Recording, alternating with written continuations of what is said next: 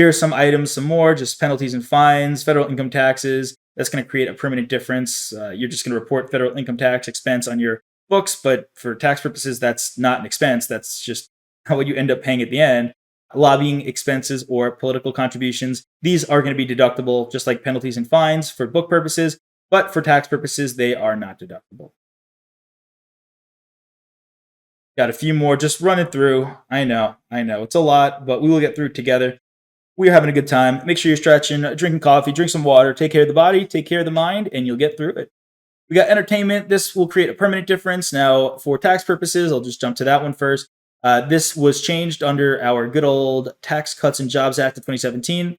Entertainment expenses are generally disallowed as deductions. We cannot deduct that. Going to create a permanent difference. However, for book purposes, it's just a normal expense. There's no weird rule about it. This is going to be deductible as a business expense, creating a permanent difference. Now let's talk about life insurance expense premiums, not the income from life insurance. Before we talked about the income from that life insurance on a CEO, but now the premiums paid. You pay each month or each year, or whatever it may be.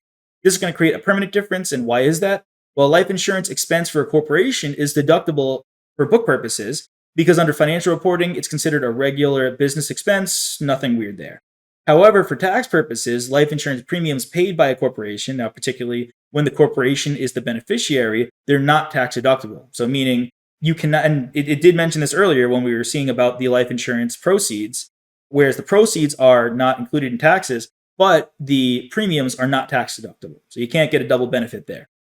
Right here, it mentions it as well. This is because the tax code aims to prevent a double benefit because the proceeds are generally tax exempt, but the contributions, the premiums are not tax deductible. It's kind of like dealing with retirement accounts. If it's a pre-tax item, you'll get taxed on the end. And if it's post-tax income, you won't get taxed on it when you withdraw it at the end. Same sort of logic there.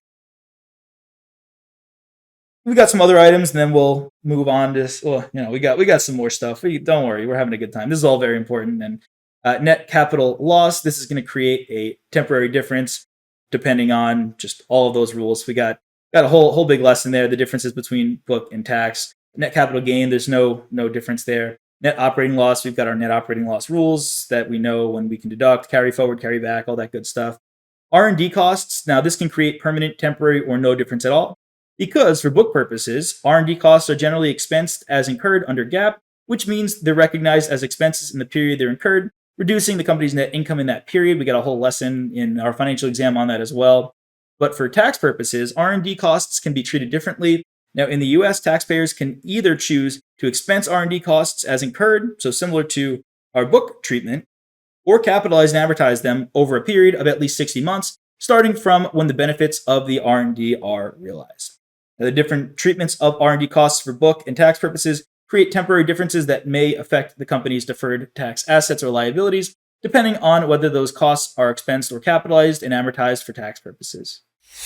Hey there! Are you ready to not only pass your CPA exams, but truly understand and enjoy the material while studying? I know it seems impossible, right? Especially to enjoy the material? We'll do it together. Tap into the power of CPA.examprep.ai, where we've got personalized quizzes, multiple choice questions, memorization guides, flashcards, simulations, all tailored to your learning. Our adaptive study planning puts you on the fastest path to success and lifts you back up if you fall behind. Avoid wasting your precious time and money attempting an exam with a low chance of passing, because who wants that? We want to get you through this process as quick as possible. Our exam readiness prediction lets you walk in with confidence, knowing that you're prepared for success on exam day.